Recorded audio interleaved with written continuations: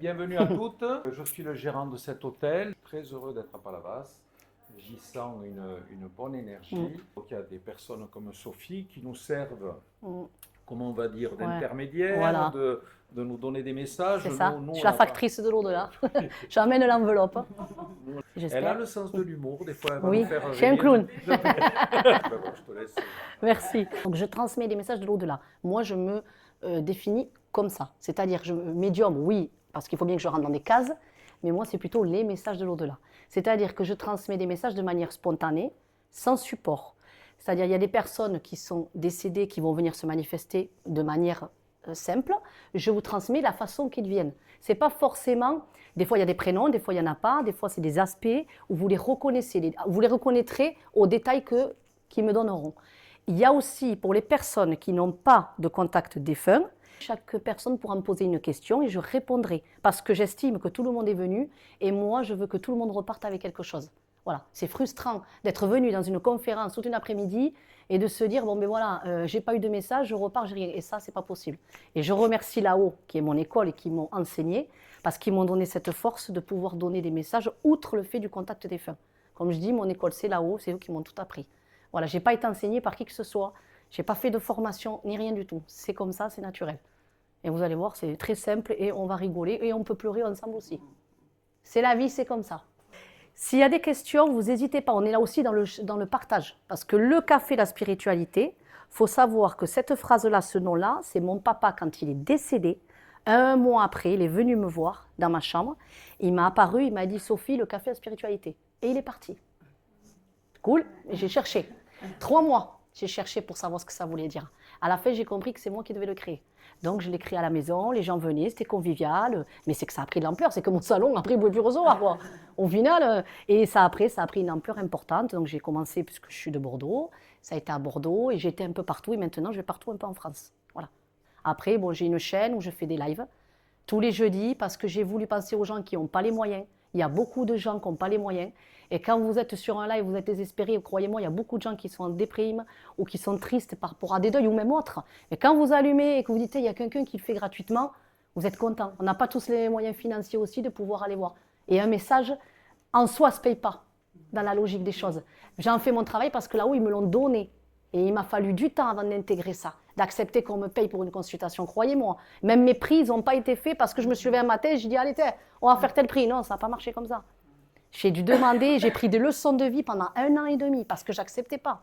Ça a été quelque chose. Hein. J'ai un monsieur qui est arrivé tout à l'heure et c'est un homme qui a immigré. C'est un homme qui vient parce qu'il a besoin de transmettre un message à sa petite fille. Ça, c'est quelque chose que j'ai commencé à voir tout à l'heure. Il vient pour ça, parce que dans cette famille, il y a eu des... C'est quelqu'un qui a cherché à venir se reconstruire en France. Ça a été dur pour lui. Mais c'est une famille qui a connu la difficulté et la pauvreté. Vous me suivez jusqu'à là? Dans ce que je vous décris ce monsieur-là. Ok. Des fois, on peut avoir le prénom qui arrive ou les consonnes ou quoi de prénom. Mais là, je l'ai comme ça. Il est venu pour sa petite fille. Il a retrouvé sa femme aussi là-haut. Elle est partie. Lui, il est décédé avant. Elle est partie après lui. Mais c'est la deuxième génération. C'est pas un grand-père, c'est un arrière-grand-père. Et c'est ici. Est-ce que ça parle à quelqu'un? Cette personne que j'ai là. Il n'a pas souffert pour rien, cet homme. Aujourd'hui, et c'est une grande fierté dans cette lignée de famille. Vous êtes celle qui a remonté les combats et vous pouvez être fière. Parce que ça ne vous a pas donné la partie facile à vous. Je peux vous le dire. Mais c'est bien, vous êtes en sortie que plus grande maintenant. Mais c'était nécessaire qu'il vienne vous le dire. Il fallait que vous l'entendiez de quelqu'un que vous ne connaissez pas. C'est pour ça qu'il vient. Et vous lui ressemblez beaucoup.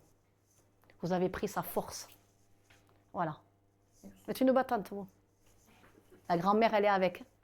La grand-mère, elles sont tous les deux. Mais il y avait de l'amour entre eux. C'était quelque chose, ces deux-là. Jamais l'un sans l'autre. J'ai une équipe. Non, mais c'est beau. C'est beau parce que c'est pas forcément qu'on a été époux ou homme ou femme qu'on se retrouve ensemble là. Vous ne croyez pas. Des fois, on est surpris. Même moi, je suis surprise. Voilà. Mais là, c'est pas le cas. Il y a beaucoup d'amour dans cette famille. Et la famille, voilà, se donner les mains. Solidaire, c'était important. Et un pain, on le partageait en deux. Dans cette famille, le peu qu'on avait, on le coupait, on le partageait. Il n'y avait pas d'égoïsme, il n'y avait pas de... C'était fort. Mesdames, Tout à l'heure, j'ai parlé avec vous, vous vous rappelez? Moi, je vous ai dit, vous venez là pour la première fois, ça va, ne paniquez pas, tout va bien, on est tranquille ici, on est entre nous, on va rigoler. Ça me fait plaisir que vous venez, c'est bien. Il y a une dame qui est partie de votre famille, c'est le côté maternel. C'est chez vous là. Chez vous, votre prénom. Isabelle. Merci. Oh ben voilà. Je l'ai noté sur le papier tout à l'heure, Isabelle. J'ai dit c'est qui, c'est Isabelle. Il y a une dame qui est à l'hôpital. C'est du côté de votre mère. Elle a été hospitalisée. Oui. Pleurez pas. Non. Vous pleurez, je pleure. Il a des espadrilles et il marche là. Il attend, il fait des allers-retours. Il me dit je l'attends. Ne t'en fais pas. Il me dit elle va partir. Elle a des douleurs dans le ventre. Elle a des douleurs dans les ventres et dans les jambes. Elle est épuisée. Il y a une Marie alors, qui est partie. J'arrive, je suis encore là. Marie ou c'est un nom composé. Marie ou Marie, je ne sais plus quoi, mais il y a une Marie qui est décédée, mais elle arrive comme ça. Si ça parle à quelqu'un, manifestez-vous, levez le bras. Ok, super, d'accord, on va revenir. Il y a un grand-père qui est parti, mais il a été à l'armée. Il a été soldat. Je le vois, il est debout. Il vient vous tenir le bras. Ok, d'accord. Vous avez fait beaucoup de demandes, ça a été entendu. Vous le savez, ça? Mais qu'est-ce que vous êtes écouté, vous? Vous faites des prières, hein? Bon. Mais elles sont fortes, vos prières. Hein? Il y a un grand-père aussi, il n'y a pas que le père, il y en a deux, là. J'ai les deux, moi, en soldat, comme ça, l'un derrière l'autre. Vous avez une habitude, là. Je ne sais pas ce que vous faites à la maison, là. Il me montre quand vous êtes toute seule, vous faites un truc toute seule, là. Mais c'est bien, ça. On vous entend, vous. Oh. Ah, ils sont côte à côte, les deux, là. Le grand-père et le père, là, à côté d'elle. C'est fou. Ah, vous avez des gardes du corps, ça, c'est chouette. Hein? Moi, j'aimerais bien en avoir de comme ça. Hein? C'est bien, ça. Ça va. Alors, ça peut paraître dingue, je le dis, parce que là, je vais sortir, donc je vais me dire, mais de quoi elle parle? Je ne suis pas perchée, vous inquiétez pas. Mais chaque personne a eu une incarnation. On vit des incarnations. Et pour toi, on est en train de me dire que on me parle d'une vie du Moyen-Âge, ma chère. Je te vois à cette époque-là. Tu as vécu là, au Moyen-Âge. Et tu es venu finir un travail de la lignée familiale. Tu es venu finir. Ça te coûte. Dans ta vie quotidienne, dans ta vie de tous les jours. Je ne vais pas aller plus loin parce que je ne veux pas que tu pleures. Et puis c'est personnel. Mais c'est un combat que tu mènes. C'est un combat. J'ai 2 hommes et une femme qui sont décédés. Ils sont derrière. Là. Voilà. Ils sont derrière toi. Écriture automatique, il faut être vraiment balèze pour le faire. Pourquoi? Parce que tu vas avoir ton stylo, tu ne sais pas qui tu parles. Et il faut savoir qu'une âme, là, quand elle vient de me voir, elle t'incorpore. Donc, qui c'est qui t'incorpore? Tu ne le sais pas. Qui te parle? Tu ne le sais pas. Oui, tu vas demander un signe. La meilleure façon de savoir pour ne pas te faire avoir, et je le dis, ça peut aider tout le monde, tu demandes quelque chose quand tu étais enfant, que tu ne sais pas. Je donne un exemple, un cadeau de Noël, peut-être quand tu avais 5 ans, tu ne peux pas le savoir, tu ne te rappelles pas. Et tu demandes, si tu as la possibilité de quelqu'un de la famille qui t'a connu, qui était là, qui te répond. Là, tu auras la certitude. C'est un piège, si tu veux. Parce qu'une âme, elle a la capacité de voir dans tout. Elle va te faire passer pour qui elle veut. Il faut faire très attention à ça. Donc, l'écriture automatique, c'est une porte ouverte. Parce que là, c'est toi qui leur dis, ben, venez. Et là, ils sont forts. Moi, je suis dans les 1700. 1700, alors, c'est précis, venez pour une fois. 1703, on s'en est pas mal. Tu regarderas dans le 1703. Oui, bon, je sais, moi aussi, ça me surprend, mais j'ai ça. 1703. Et la personne à côté, son prénom. Ça va, Sylvia? T'es calme, Sylvia? T'es calme? Oh. Ah, beaucoup. T'as aidé t'es à côté de malades? Ah ouais. T'accompagnes des gens de l'autre côté, toi. T'accompagnes les gens comme les fins de vie. Je te vois constamment à côté des fins de vie. J'ai une personne qui est partie, si ça te parle, avec un robe de chambre. Et elle marchait doucement, tu sais. Elle avait du mal à se déplacer. Cette femme, quand elle marchait, elle traînait un peu les pieds. Elle est à côté de toi. Et elle te pose une boîte de bonbons. Elle pose une boîte de bonbons, mais pas les bonbons des enfants de maintenant, tu vois, les bonbons, la boîte de bonbons. Qu'est-ce que je viens de dire? Qu'est-ce que je viens de dire, hein? Je dis qu'elle les accompagnait de l'autre côté. Et tout le monde porte son sac à dos. C'est dur, la vie, pour tout le monde. Sur Terre, franchement, la vie, elle est dure, on ne va pas se leurrer. Mais tu as cette force d'accompagner les personnes en fin de vie. Tu vois, petite à 5 ans, on te l'a déjà dit. C'est pas anodin. Et tu as encore un chemin là-dedans. Rappelle-toi ce que je t'ai dit aujourd'hui. Ça va faire sens. Peut-être pas aujourd'hui, parce qu'il faut que ton chemin se fasse, et c'est normal, mais tu vas arriver à ça. Tu les assisteras. Et tu voudras même le faire. C'est bien, ça fait longtemps que vous êtes ici? Je suis à Palavas. Ça fait longtemps? Ah non, 2 ans et demi. Et voilà, vous n'étiez pas là avant, ouais, ok. Non. Voilà, oui, ok. Vous avez compris pourquoi il y a eu la séparation? Pourquoi il y a des séparations? Ouais. Oui, j'ai compris. Oui. Très bien. Il a fallu du temps, Mais vous bon. avez dû vous reconstruire. C'est pour ça que j'ai commencé par là. Parce qu'on me parlait juste de la blessure qui avait été vécue. On me dit la blessure qu'elle a eue. Voilà, c'est pour ça que j'ai commencé par là, pour vous parler de cette façon. Oui, oui. Votre papa aussi en a eu une. Des Une blessures blessure. émotionnelles. Ah oui. Voilà. C'était un homme très affectueux. Mais je vous le décris comme il vient. Ah bon. Comment je vais le dire? C'est un peu comme s'il vient vous donner. Comment je vais expliquer? Oui, j'espère. Il me dit oui, elle va comprendre. Oui, oui, je sais, mais il faut que je lui explique. Ouais, on parle, on communique. Ça fait un peu comme Ghost, ça paraît dingue, mais c'est comme ça. Il vient demander pardon. C'est pas le fait d'être. Pardon, il vous a pas fait mal, c'est pas ça. Il vient demander pardon parce que les conséquences de cette vie, il ne le voulait pas pour vous. Ah oui. Et en fait, il se sent responsable d'être parti. Il dit, mais je ne l'ai pas abandonné. Il n'arrête pas de me derrière là. Je ne l'ai pas abandonné, je ne l'ai pas abandonné. Je crois qu'elle a compris. Ça m'a- Il a besoin de vous le dire parce qu'il dit, il est avec ce poids en haut depuis longtemps. C'est de l'abandon, c'est parce que le Oui, sentiment, l'abandon, voilà. voilà, vous dans votre cœur, moi je ne vous connais pas. Je ne sais pas de quoi vous avez dans votre cœur. Lui, il vous connaît mieux que moi. Mais c'est Et il exactement ça. parle de ça. Et il dit, il faut qu'on mette le doigt sur ça. Je ne l'ai pas abandonné, il faut qu'elle entende. Voilà. Maintenant, il va pouvoir naviguer et vous allez pouvoir être libre. Ah ben, ça, Tout le monde s'est accordé là. moi, Mais je sais que ça vous libère. Parce que c'est- Et je sais. c'est- Eh bien, écoutez, moi, je suis contente que vous partez aujourd'hui. Vous dites, voilà, je repars et j'ai eu un beau message. C'est le but. Et beaucoup. Il va y avoir de la douceur maintenant. Voilà. Parce que vous êtes électrique. Oui, Vous êtes tout le temps dans la méfiance, électrique. et c'est ça. C'est même si on vous touche. Ouais. Pop, pop, Simone. Peace and love.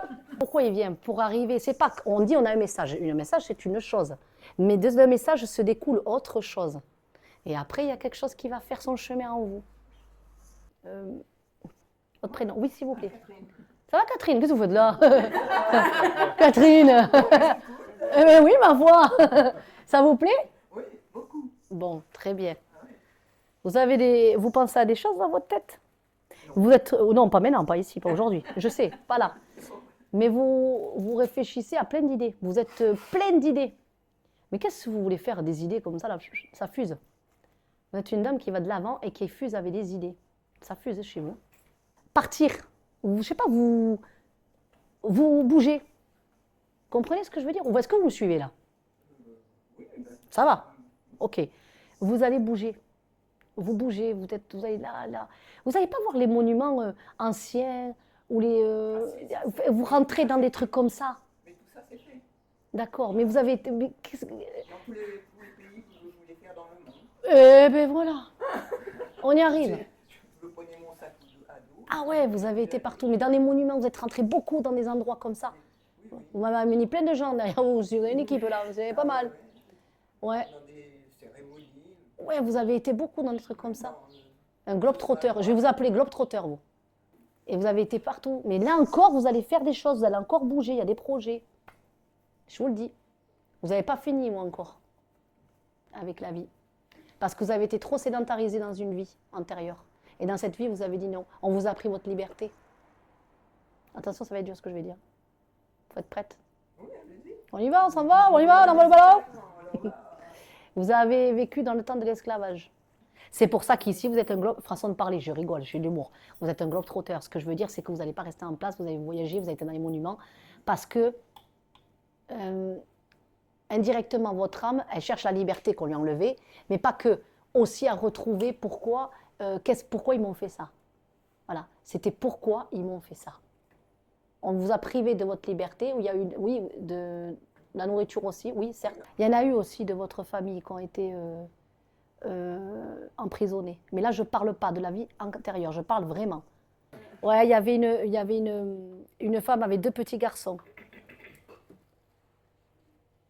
Ouais, ça a été emprisonné aussi. Il y a eu beaucoup d'emprisonnements dans cette famille. Oh là là. Mais il n'y en aura plus il y aura plus d'enfermement, ni psychique, ni enfermement réel qui pourrait arriver. Ça n'arrivera pas dans les générations maintenant, c'est fini. Dans les générations qui arrivent. Après, vous les deux, celle-ci qui arrive et la deux et l'autre après. C'est fini. Ça va s'arrêter. parce que vous avez payé cher la note dans cette famille. Et la dame que je vous parle, c'est la fille... Attendez. Putain, mais il y a dans cette famille, elle va mener une équipe. Il y a du monde. C'est la fille d'un frère, de l'arrière-grand-père. Putain, on est parti loin là.